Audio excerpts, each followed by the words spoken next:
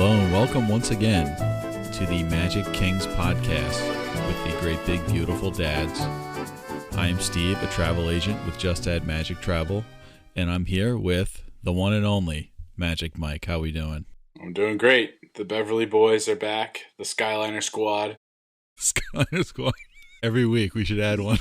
Yeah, we'll think of another one to add. It's going to take the whole podcast to just list all our nicknames, but you know what? I like this. Yeah, so we're here tonight for a very exciting episode for me. I'm going to be kicking my heels up a little bit. Mike's driving. Yeah. You know, it's like we're going to Aunt Sally's Thanksgiving, meal. Happy Thanksgiving, by the way. Yes. And Mike's driving and I'm in the back seat after eating a little too much turkey, just chilling. But before we get there, I wanted to say just randomly, I'm thankful for our listeners, Mike. Would you agree? Yes, absolutely. This is a national holiday here in the United States, Thanksgiving. But I wanted to talk about many episodes ago, I let you know that we had a listener from another country. Okay. Yes. And do you remember what country that was? I think it was like Poland or something, right? It was Poland, yeah. Oh, yeah. Poland was... Shout out to Poland. Shout out to Poland. Well, I haven't updated you and the listeners about there are many other listeners in many other countries. Wow. To this pod. I mean, can you believe that? That is impressive, I think, right? It's incredible. So I'm looking just at our analytics here. I'm really digging into the data, and we are fortunate to have. So we have listeners from the United States, we have listeners from the United Kingdom, and we have listeners from Canada. Okay. We then have listeners from 10 other countries. Wow. And the reason I started with those three is because those three, US, UK, Canada, are World Showcase countries. That's right. And what I'm proposing is that we have 10 other countries, and we are one shy of having a new World Showcase. Wow. This is my next Imagineering idea, okay? Okay. The Magic Kings podcast, new World Showcase, with the listeners from all the other countries who listen to us. So I'm just going to read them in the order that they appear here. You're going to be blown away by this. So we already know Poland. Okay, Poland, yep. Shout out to Poland. Shout out to Poland. Guatemala. Oh, okay. I mean, I would love to Tropical Americas. That's right, Tropical Americas. Yep. We're all about that. Yep. Another one we're all about, Australia. I mean, They heard us. They know, Steve, the blokes down under are on top of the podcast. That's great. I mean, they should make us honorary citizens at this point. The most we talk that long. We've been really hyping up Australia with the... So, Saudi Arabia. Okay. Austria. Okay. Again, great, Wow. Denmark. Okay. This is shaping up to a great World Showcase here, okay? It is, yeah. These are all very interesting countries that I'd love to visit. Absolutely. We got a few more here. Brazil. Actually, that should be a World Showcase country, Brazil. Yeah. Dominican Republic. I have been there. Have you ever been there? I haven't been to the DR. I've been to Jamaica. Okay. I've been to a couple other Caribbean countries, but I have not been to the DR. So Jamaica's got to step it up here. Jamaica's not on this list. So, we got two more here. We got Kuwait. Okay. I mean, how many people are there in Kuwait? It's a small country. It's like they're super fans of us over there. And the last one is Russia. Okay. So we need one more. So that's 10 that are not already in the World Showcase. We need one more. What country do you have in your mind, Mike, that you'd like to add to this second World Showcase? Yeah. Oh, this is a tough question. I mean, just for the food, I think I got to go. Well, I mean, Italy's already in the World Showcase, so I can't go Italy. I think Greece. Greece would be a good one, right? The Mediterranean food, Greek food. You can't go wrong. That's a great pick. That's a popular pick of like, what's the next country? Yeah. I have two answers. One is India. Because India, it was in the news in the last several years that India passed China as the most populous country in the world. Yep, that's right. Yep. And I think they deserve to be one of the countries. But the next one is going to be a segue into our topic for tonight. My real answer is South Africa Oh, because of the food. And the food from South Africa is featured at my favorite restaurant, which is Boma in the Animal Kingdom Lodge. yes. And so I think to have South Africa represented in our Second World Showcase would be great. So Yeah. Yeah. thanks to our listeners around the world. If you are from any of these countries or anyone, please reach out to us. I mean, we would love to talk to you. What do you like about this That's podcast, right. and what are you thinking about? I mean, it's great. Yeah. It would be great to hear from an international perspective, what the folks are into. If any of our listeners from Kuwait are coming to Disney World, you can fly to my house first, okay? You can come here and you can join my family. I mean, this is unbelievable. If someone from Kuwait is out there, any of these countries. So thanks to everybody. I'm just thankful for everyone around the world who is all the great big beautiful dads around the globe who are listening in. But I wanted to end on that South Africa note to throw it to you, Mike, to talk about our topic for tonight's episode.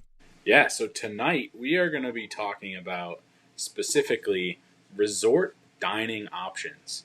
So I fortunately over the past couple of years have had the opportunity to stay at several of the Walt Disney World resorts and enjoy some leisure time, enjoy the dining options that these resorts have to offer.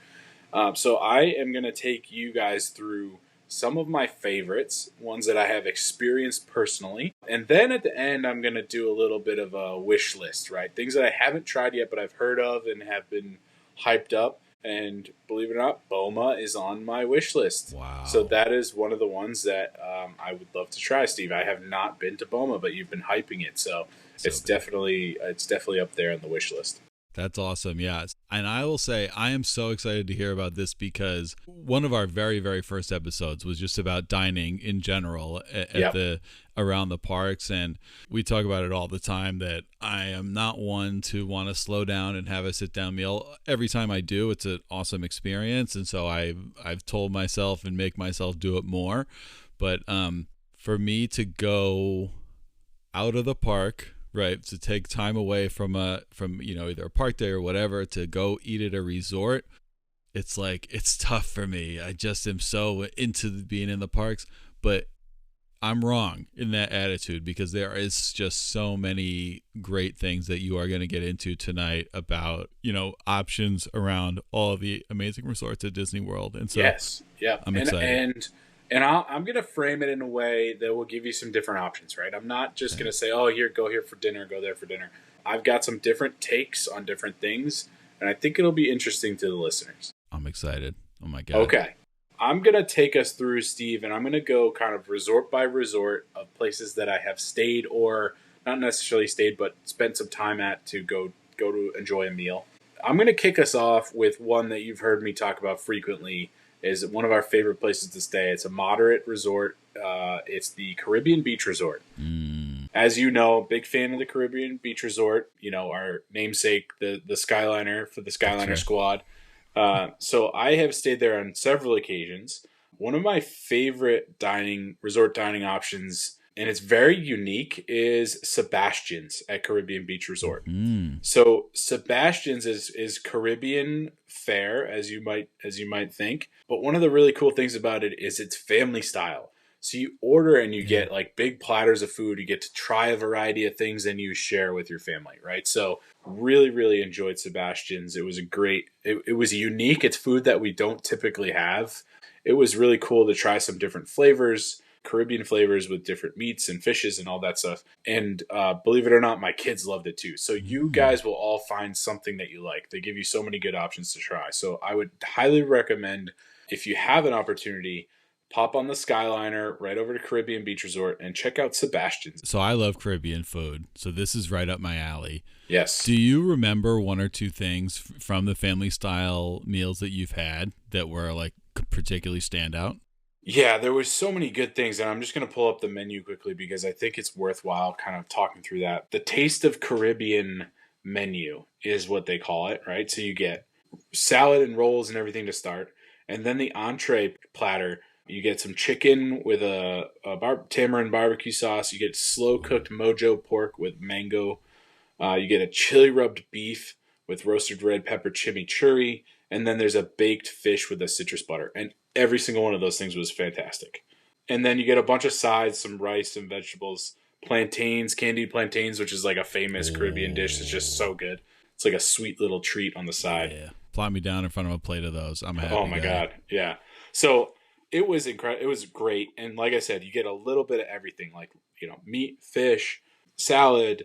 You get to try some beef. There's all different flavors. Everything complements it well, and everybody will be happy, right? So like the kids can have any one of those things.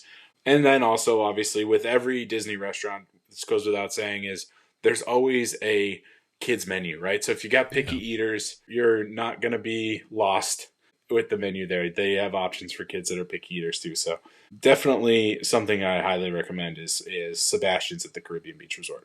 That's awesome. And as you mentioned it, I'll just say such an easy way to pop in and out from either Hollywood Studios or Epcot, just right on the Skyliner. It's so convenient. So that's a great option. And another thing that we have done, and while we're on Caribbean Beach Resort, I'll just mention it quickly, is Caribbean Beach Resort has a really good like poolside bar with some food options as well. And one of my favorite things there is the desert pear margarita. Little secret tip. It's incredible. Okay, next stop here in our dining adventure. This is a resort I have not stayed at, but you've heard me talk about. It's one of my wish list resorts, but I have dined here at Riviera. Riviera is right next to Caribbean Beach Resort. It's on the same kind of property. So you could either walk, or if you're on like the far side of Caribbean Beach Resort, you could actually take the Skyliner stop from the Jamaica side of Caribbean Beach and go quick little jump over to the Riviera stop of the Skyliner. So if you really wanted to and you're on the other side of the resort, you could do that, or you could just walk. It's all super close. So Riviera is beautiful. It's one of the deluxe resorts. And you've heard me talk about Topolino's Terrace. Oh, yeah. So there's a couple different really cool options with Topolino's. And fun fact, Topolino is Italian for Mickey Mouse. That's right. It's all dedicated to Mickey. So the styling and theming is kind of like Mickey Mouse, Riviera, Italian, French Riviera. And there's two dining options at Topolino's Terrace, and I've been to both. The first is character breakfast. This is honestly one of my favorite character dining spots in all of Disney, including in the parks. One, you get incredible food. The breakfast there is really, really good. And it's Mickey, Minnie, Donald, and Daisy in their different outfits. Their unique outfits to Topolino. So Mickey's wearing like his painter's outfit. And then there's a couple other, fun outfits that the other characters wear. So versions of Mickey that you wouldn't see elsewhere. And then the food is just incredible. And you get an amazing view out on the terrace of Caribbean Beach. You can see Epcot. You can see Hollywood Studios. So Topolino's Terrace, really good character breakfast. And as always, wherever you go for breakfast in Disney World, Mickey-shaped waffles. So you can get Mickey-shaped waffles. You can get eggs Florentine. There's all sorts of different really good kind of gourmet breakfast options that, will knock your socks off. Oh my gosh. So I think I've told you this story before. We had a breakfast reservation for Topolino's for character brunch. And we liked it so much that we went to the front and said, "What do you have open for dinner?" Amazing. And we were very lucky because it's high demand, Topolino's. Yeah. High demand reservations. We were very lucky that we were able to get a walk-in spot for dinner. So we ended up coming back later that day for dinner. So dinner at Topolino's is a little more upscale than the breakfast. Obviously, it's not character. It is one of the signature dining restaurants, so there's a dress code. You can't wear a bathing suit. You can't come in kind of looking sloppy. But, you can still wear your Disney, attire if you're coming from the park, so it's not like high pressure. So this food was incredible. It's obviously French and Italian inspired. There's so many good options. They have like escargot appetizer. They have duck l'orange. They have all these handmade pastas that they make in-house. And if you got the picky eaters, my kids ended up eating the fanciest pasta with just butter and Parmesan, right? The classic, you know. So they had handmade pasta with butter and Parmesan, and the wait staff was happy to do it. They were excited that the kids were eating it. So That sounds again, delicious. Anyway, handmade pasta. Oh my god. Incredible. I'll take that. Some of the best pastas. The service was great. And then if you're there for a later dinner too, sometimes you can also time it with the fireworks. So you could actually step out on the terrace and watch the fireworks show at Epcot. And it's a great view of the fireworks that you wouldn't see anywhere else. So you're up on the 10th floor of Riviera. You're out on the balcony. You've got a clear view, almost 360, of Epcot on your right, Caribbean Beach, Hollywood Studios, the Skyliner driving by. It's really cool. It's a great spot. So highly recommend Topolino's if you can get a reservation. Now, most important thing if you're trying to get a reservation is to call Steve, your travel agent, 60 days before your trip, and he'll hook you up. I was wondering if that's where you're going with that. Yeah, because I think a lot of these resort dining ones are a little bit of hidden gems. Yes. This is not one. This is very popular. Yes, a popular gem. So Yep. So yeah, it's one you got to get. But just the view alone, even if the food was so, just the view and the location alone makes this incredible. But it's like one of the top dining experiences at Disney World, I would say. Yes, for sure. Very good. Yep. Breakfast or dinner. Yeah. Yep. Hands down. Yep. Okay. So next I'm going to go to, and this one's like kind of like a quasi Disney resort. Do you know where I'm going with this, Steve? The Ravello? Dolphin and the Swan. Oh no. Okay. Going somewhere else. Okay. Dolphin and the Swan are actually Marriott, run by Marriott. Yes. Right? But you still get all of the perks of Disney. It's still considered the Disney bubble. There's transportation options to Epcot and Hollywood Studios via the boats or walking, even if you wanted to make a little walk of it. So we did end up staying at the Dolphin. Great spot. Really good hotel. Obviously, Marriott properties, they do a great job with their hotels as well. And you still get all the Disney magic. So we stayed one of our trips at the Dolphin. And we were actually arriving late, kind of late in the evening. We weren't going to do the parks that night, and we were going to try to get up and go rope drop in the morning. So what we ended up doing is just staying in the hotel, and we found Rosa Mexicano in the Dolphin Hotel. And there's a bunch of restaurants in Dolphin and Swan. I think there was like 10 each, almost. It looks like there's a lot on the map when you hit dining options between quick serve and sit downs. But Rosa Mexicano and Dolphin, it's kind of on the bottom floor, near the water side. Mexican food, it was incredible. They have delicious guacamole that they do kind of table side. They've got all the Mexican options, fajitas, tacos, all that stuff. It was awesome, really good. So I would definitely recommend that if you like Mexican food and you're in the Dolphin or the Swan. Check out Rosa Mexicano. That's a great tip, and I've stayed at. There's a whole story with this. I'll tell someday. I stayed at both the Swan and Dolphin in one trip, and they are actually really good options. Oftentimes, you can get them those hotels. They're deluxe resorts, but it's for less money. They're in a great location, and yeah, they're not as Disney themed as the other kind of regular Disney hotels, but you're right there, and it is a very kind of magical experience, and it is actually a good option that people don't think of or kind of poo-poo sometimes, but they're really great. One restaurant I want to talk about there really quick. I haven't been there. Yeah. But kind of a legendary restaurant there was this Shula's Steakhouse. Oh, yes. If you're a football fan, Don Shula. Don Shula, legendary coach of the Dolphins. That closed a couple of years ago, and it's now this bourbon steak by Michael Mina, who I guess is some celebrity chef. I don't know. Yeah. But it's a very kind of buzzy restaurant. Just opened this year, and so it's a popular kind of chain, and so you can get those kind of the restaurants at the Swan and Dolphin. But that's one I want to shout out, that Shula's is no more, and so this bourbon steak by Michael Mina might be worth checking out. I would check that out for sure. I did not know that was there. I would definitely have to check that out. Sounds great. Yeah, it's weird. Dolphin and Swan, it's kind of like quasi Disney. It's very much, it feels like it's in the bubble, but you also kind of get some of those like you said, outside chains and it's more like it's different staff, Marriott staff and things like that, but you still get all the perks of rope drop, early entry, all that stuff still applies if you stay at those hotels. Now, I will say with Rosa Mexicano, and I don't know if this applies to the other ones at Dolphin and Swan, it does not. They do not take the Disney dining plan. Yeah. So that's something. If you're thinking about that option, those are not included in that.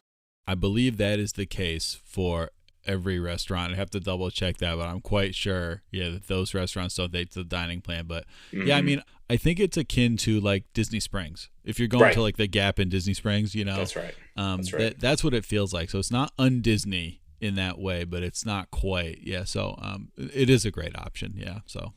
Okay. So I'm going to keep us in the Hollywood Studios Epcot resort area. And I'm going to take us to one of the value resorts. I think both you and I have stayed at this value resort, Art of Animation. Yeah. So I wanted to just quickly shout this out. Art of Animation does not have a sit-down dining option. I don't think that a lot of the values do. But, one of these trips where we came in late at night, we're just looking for a bite to eat. We were staying at one of the Cars suites at Art of Animation.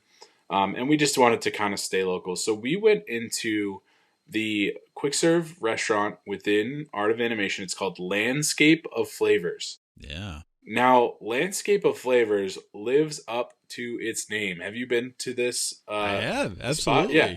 They literally have everything you can imagine. From ramen noodles to butter chicken to my favorite, fish and chips, pizza, pasta, hot dogs, chicken, subs, soup, salad. They had like everything. All different kinds of options. So it was great because, one of my kids had pizza. The other one had some, Mexican food. The other one had some butter chicken. Like it was like all over the place. We tried a little bit of everything. Everybody was happy. It is quick serve. So it's a counter service. You got to go up and pick up your food.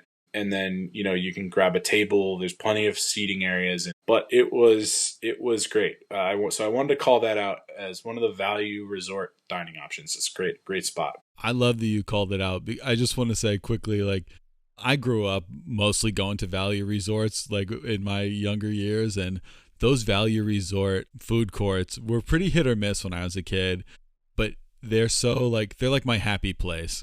Yeah. You just go back to like being 11 years old and That's right. Sitting there, and the Landscape of Flavors and I'm blanking on the name of it in Pop Century. It's an equivalent one. Are both really excellent food courts and dining options. And the All Stars are good too. But I think Landscape of Flavors and Art of Animation, it's a really great. If you're looking at it for value, you're gonna get a lot of value from that. So I love that call out. Yeah, shout out to the Value Resort food courts. It feels like home when I'm there. You can't go wrong. You can't. All right. So now I'm going to kick it on over to, and I know one of our special guests and longtime listeners, Mary Kate, your sister. Yes. Her favorite resort, from what I've heard in all of Disney World, Coronado Springs. Absolutely. So I've stayed at Coronado Springs a couple times. It's a great option. It is sort of out on, not in the middle of nowhere, but it's like out by itself, right? It's over by Animal Kingdom.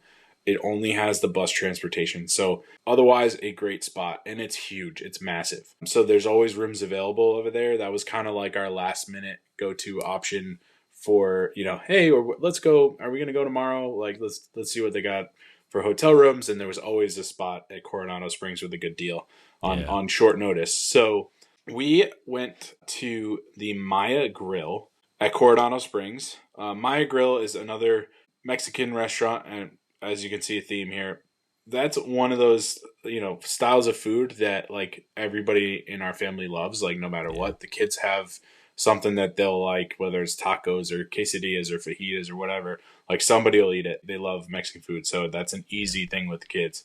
I also found with this one, they had some kind of like unique dishes that I hadn't, you don't typically see at like a regular Mexican restaurant, right? They have a half chicken dish that was really, really good. There was, some really good drinks, margarita drinks and things like that were awesome. The enchiladas were really good. That is a restaurant I highly recommend if you're at Coronado Springs. Now, there's also a couple other spots that I would try if I went back. So the Three Bridges Bar and Grill, which Yeah. is in the middle of the lake. So the way Coronado Springs is set up is it's like all different rooms around this lake, and on one side is the pool with the Mayan pyramid, and then it's connected in the middle with these big boardwalks that go over the lake, and there is a building in the middle that they call Villa del Lago, and that's where the Ooh. Three Bridges Bar and Grill is. So we actually didn't get to try that when we went, but I've heard that's a good option as well. Yeah, my sister definitely got a few sangrias from that place. I Yeah, know, yeah. which she really enjoyed. Yeah, so no, it is a good option. Yeah, I think Coronado is like if you're chilling if you want to go to a resort and have time to chill at the resort, and have plenty of things there at an affordable price. Coronado is such a sweet spot for so many people for that. So yeah, It it's a is. great shout out. Yeah, and so I have some interesting memories of Coronado. So Coronado Springs, it also has like a big convention center attached to Yes. it. And the first time we went there, my youngest son, not my second youngest kid, he was pretty young. I think he was maybe a little over a year or so. And he was at this phase where he was having trouble sleeping, especially if we were like out at a hotel or not at home. So he ended up waking up at 4:30 in the morning, Yeah. and there was just no shot of getting him back to sleep. So Yeah. dropped him in the stroller, ended up doing the tour of Coronado Springs at Yeah. 4:30 in the morning. So it was cool. I actually got to explore a little bit and walk around. He was like calm, just kind of like taking in everything. So we went over the bridges. We walked around the convention center, which was like, it was funny because they were either setting up or breaking down from a big convention with a very well-known public company that like had their signage up and everything. So I was kind of like peeking in rooms Yeah. and seeing what was going on. So it must have been either the week after or the week before they were doing a big conference there. So it was cool. It was interesting to see it, very early morning. You're in Florida, so it's like beautiful out no matter what. It's actually Right. better to walk around in the morning. Yeah. And just kind of walked around with him, got him tuckered out a little bit. He did end up kind of falling back asleep, but it was one of those things where I was like not going to go back to the room and wake everybody else up, and I was already kind of revved up for the day. Being Yep. the Disney dads that we are, you know how it is. Once you're up and ready to go, the wheels are turning, and it's hard to get Oh my it's hard to God. shut the engine down. You gotta rev it up and just keep going for the day. So fond memories of Coronado Springs. That's great. Yeah, when you said up at 4:30 at Disney World, I was like, who is he? Me? All right, so I'm gonna wind us down. I have a couple more here that I have tried personally, and then I'm gonna go into some wish lists. So I want to hear some of your wish list ones as well, Steve. Yeah. So first one, and this is in the Magic Kingdom Resort area. At the Contemporary is a character dining buffet, Chef Mickey's. Yeah. Chef Mickey's is great. Good buffet with a lot of options. You got Mickey, Goofy, and the gang, and they come out and they do sort of like a little dance party, and they walk around. One of the cool things about Contemporary, as you know, Steve, but the listeners may not, is Contemporary actually has a monorail that goes through the center of the hotel. So you're Yes. sitting in the dining area and you can, look up and watch the monorail kind of go above your head through the resort, which is really interesting. It's a unique experience, but I like Chef Love Mickey's. it. It's low key, buffet, so there's lots of options, and you get the character dining. Yeah, Chef Mickey's is a classic. Been there many, many times. Yeah, you can't go wrong there. It's awesome. Okay, last but certainly not least, also in the Magic Kingdom Resort area on the monorail is the Polynesian. There is a bunch of really good dining options. Unfortunately, we haven't been able to go to any of the sit down ones, which I'll talk about in the wish list. One thing I have had there is the pineapple lanai Dole Whip. And in Oh, particular, Steve, have you had a pineapple float? Have you done I this? haven't. No. So it is Dole Whip with pineapple juice. So Yeah. it's a pineapple juice with a Dole Whip float. And it is just off the charts. Unreal. So we were walking around checking out the Polynesian and stopped into Pineapple Lanai right in the back there to get some Dole Whip and some pineapple floats. So that was really good. And unfortunately, we weren't able to get into one of the dining options there. So this is a good segue into my wish list. and it's actually heavily weighted on the Polynesian restaurants because I really want to try Trader Sam's, Yeah. the grotto. I've heard really cool things. I think also Steve and Ashley talked about this as one of the things that they had a blast at. I would love Yeah. to check that out. And then also Ohana, which is the family style character dining at Polynesian with Lilo and Stitch. Yes. So that's on my list of things that I'd like to try as well. That's awesome. Yeah, that Trader Sam's, that sounded awesome the way Steve was talking about it. Yeah. And actually, that is definitely high on. I've never been there. That is definitely high on my list as well. Yeah, Polynesian, despite it being a dump according to them, has some of the best options. It does. Yeah.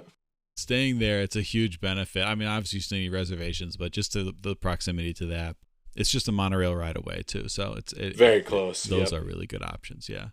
And then I'll take you back to contemporary. Also on my wish list is, and I've heard great things about this, is Steakhouse 71. Yeah. So I really want to try Steakhouse 71. I've heard it's amazing. That is in the Contemporary Resort. Yeah, I've never been there either.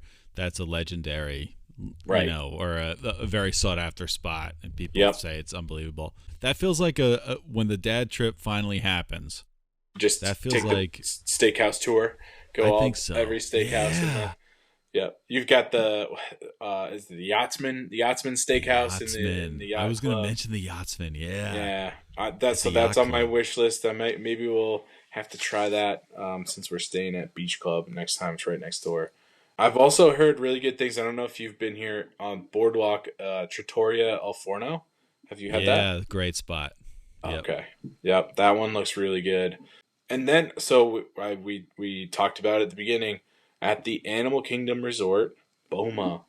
Would love to try Boma. You've been talking it up, hyping it. It'll be one of my spots to check out. I also really want to try Sanaa, which is at the Animal Kingdom Villas. We almost went one time. We had a reservation, but we weren't able to make it. I had to cancel.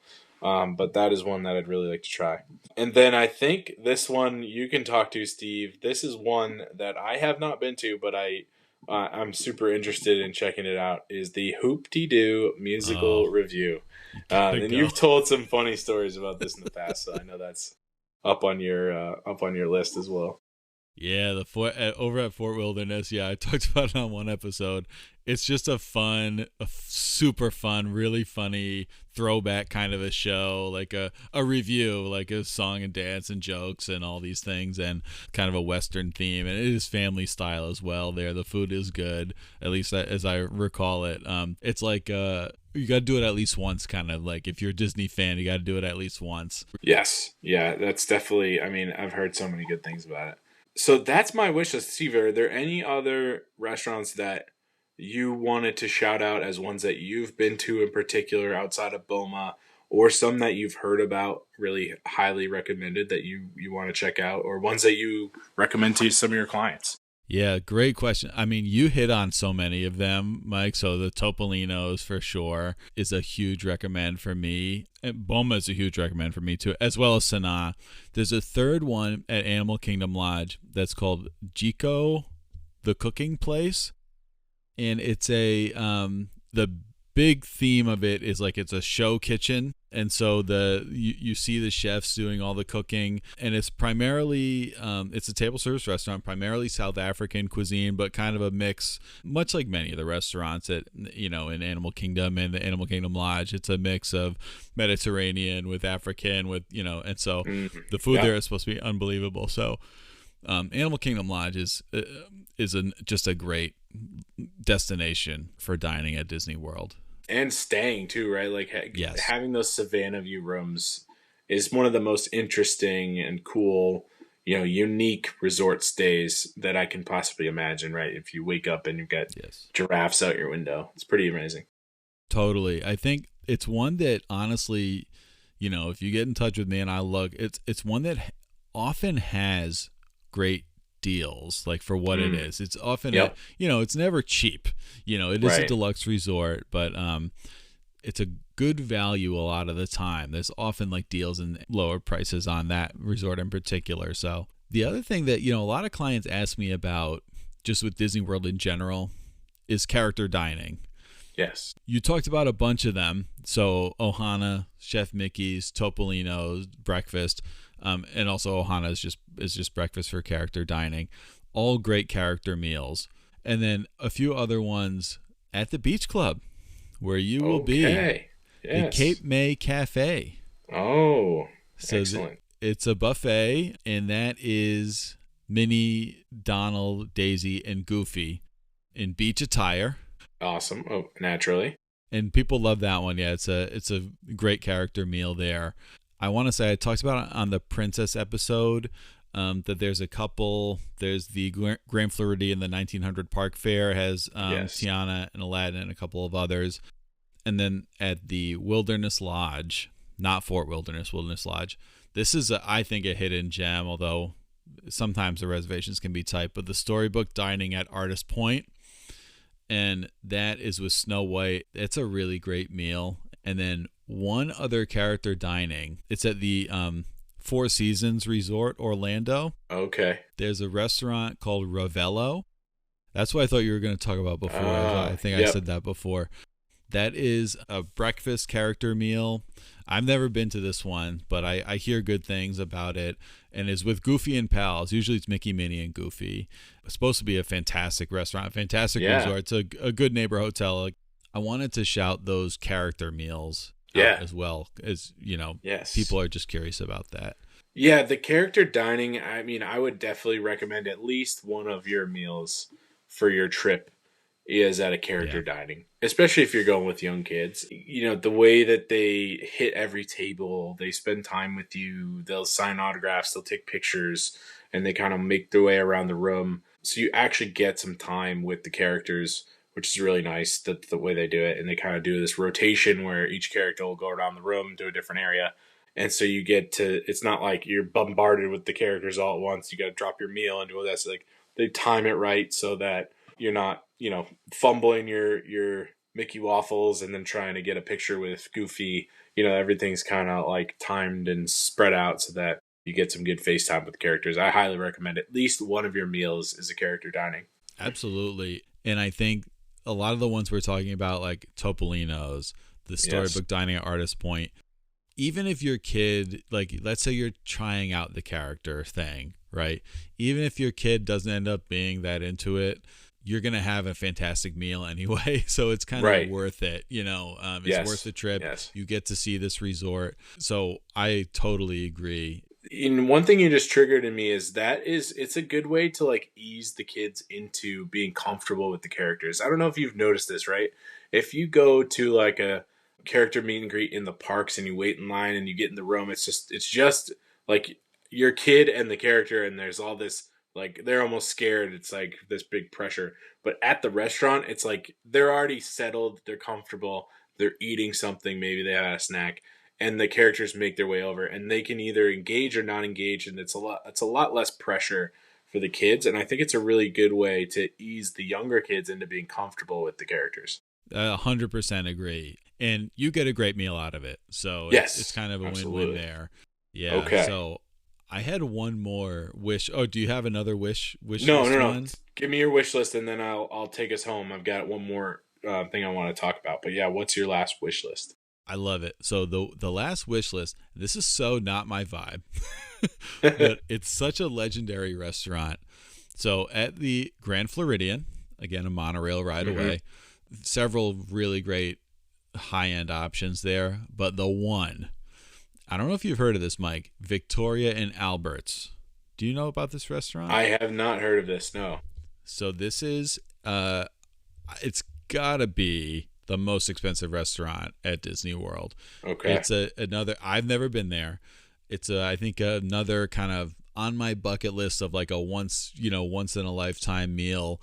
So it's like a prefix menu. It is a like chef's tasting menu. It begins at $295 per guest, including optional wine pairings that start at $155. You can also go for zero proof pairings that start at only $115 per guest. Okay. And it's age 10 and up, so no littler kids there. There is a dress code, and They describe it as the culinary crown jewel of Walt Disney World. The restaurant itself and Disney World, by extension, calls it that. So not only can you not come in your bathing suit and flip-flops, I'm reading this right from their kind of page. Guests are expected to dress in semi-formal/formal attire. Wow. That respects the restaurant's elegant and opulent aesthetic. So, and this, I'm looking at this now, this has a Michelin star. A Michelin star. This was a huge story. I think it was last year or pretty recently. It is a truly world-class dining experience that you can have at Disney World. And it's kind of against everything that I not everything, but many things that I enjoy about Disney World, that it's kind of come as you are and everything. But this is just so high level, and the fact that it's at Disney World, and I'm a Disney World guy, and I just feel like I got to do it. So yeah, that's maybe my 50th list. Anniversary or something. Yeah, that's right. Yeah. So I wanted to call it to talk about good Victoria call. Albert. Yeah, no, I had not heard of that, but now I'm really intrigued. I feel like this is something that, of the two of us, like, you're gonna beat me to this one. Like, you're gonna find a way to make this happen, I think. So I don't know. When we get our 2 millionth listener for the Magic Kings podcast, we will celebrate. If any more international listeners out there want to foot the bill for this, that's right. Victoria and Alberts, Steve at Just at Magic Travel. His Venmo is open.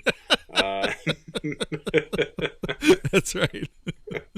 All right, I'm gonna take us home, Steve. I did want to mention we were talking resort dining, but I cannot go a dining episode without mentioning Disney Springs is also an incredible spot to find good dining.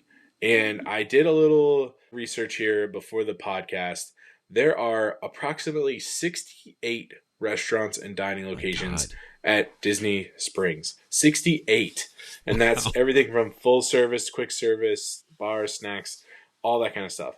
I've been to a couple of these, and there's a couple that I really want to try. And so there's something for everybody. And I think your sister on one episode mentioned the T-Rex restaurant, which is really cool. There's a rainforest cafe with a volcano that does, some eruptions here and there across the lake. And there's a whole new area, from back in the day when we were kids and Disney Springs first came along as Downtown Disney.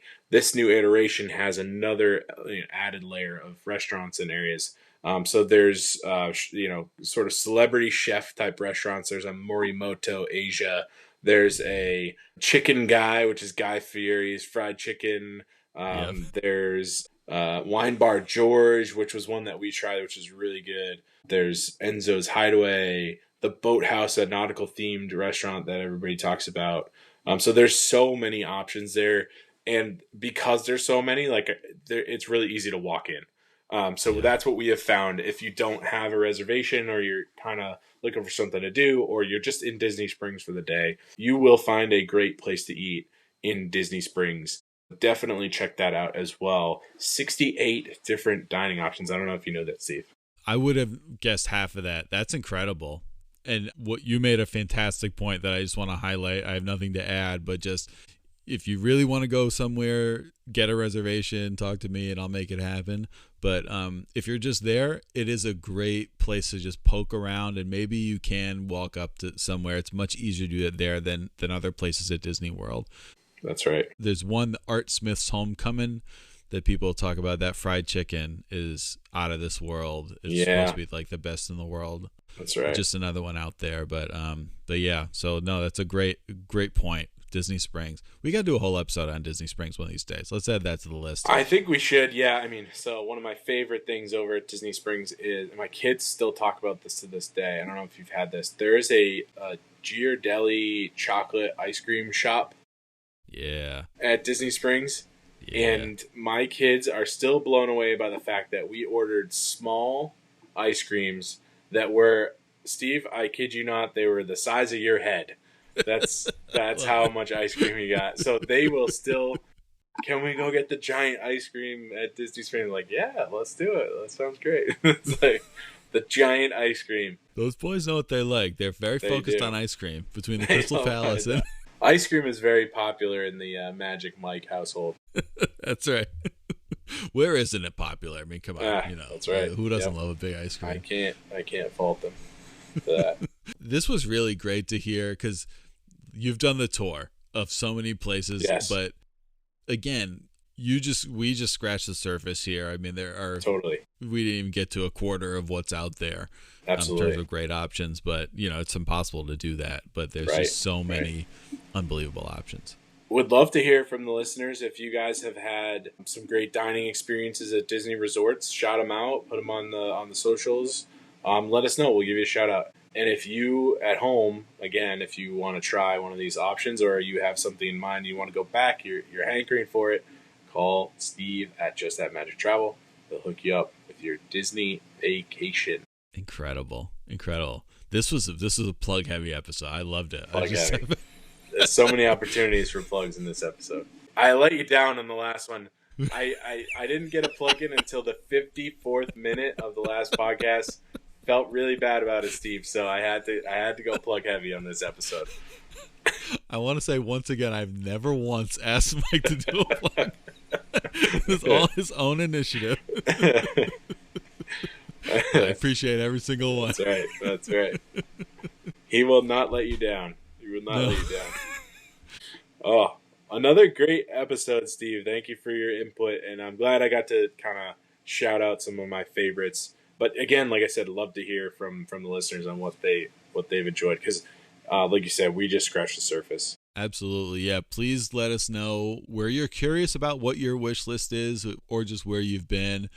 But no, it's great to have you drive in episodes, Mike. It's fun to just, especially, I think I know everything about Disney World, and I really, especially the dining, I know a lot, but I just haven't experienced as much as you and a lot of others have. So it's great to hear this. So yeah, as Mike has said many times, Steve at justadmagictravel.com. I'll make this happen for you. But the resorts, the dining, it's just such a amazing part of the bubble of the experience at Disney World. So that's right. It's an important thing that get out of the parks, take the bus, Skyliner, monorail to a resort, explore, walk around, get a reservation. Yes. And there's so many great options in the parks, but there's even more at the resorts. So it'll make your trip that much better. So that's what I can say. So great. We talk a lot about food, Mike, here, and it's appropriate for Thanksgiving week. So happy Thanksgiving. Happy Thanksgiving. And if you're at one of the Disney parks, I forgot to mention this. If you're at one of the Disney parks this Thanksgiving week and you're listening right now on your way to one of the parks, a lot of the restaurants are doing specific Thanksgiving themed meals. So check one of those out if you can. I do have a client who's going down in the week, right? Until the day before Thanksgiving. Great time to go in so many ways. So shout out to them. They're going to have a blast. And so thankful for you, Mike, for doing this. Yes. Thankful for all of our listeners, all of our guests. That's right. And, all you turkeys out there who listen to us, Yeah. The Beverly Boys, the Skyliner Squad. That's right. You're all Skyliner squads. You're all of our all great big beautiful dads and moms and sons and daughters out there. Fish and chip fans, everybody. What could it be? Fish and chip? I don't know. I'll have to go. Fish and chip aficionado. Fish and chip aficionados. There we go. Fish and chip aficionado. Fish and chip aficionados. Love it. There we go. Oh, we did it. We did it.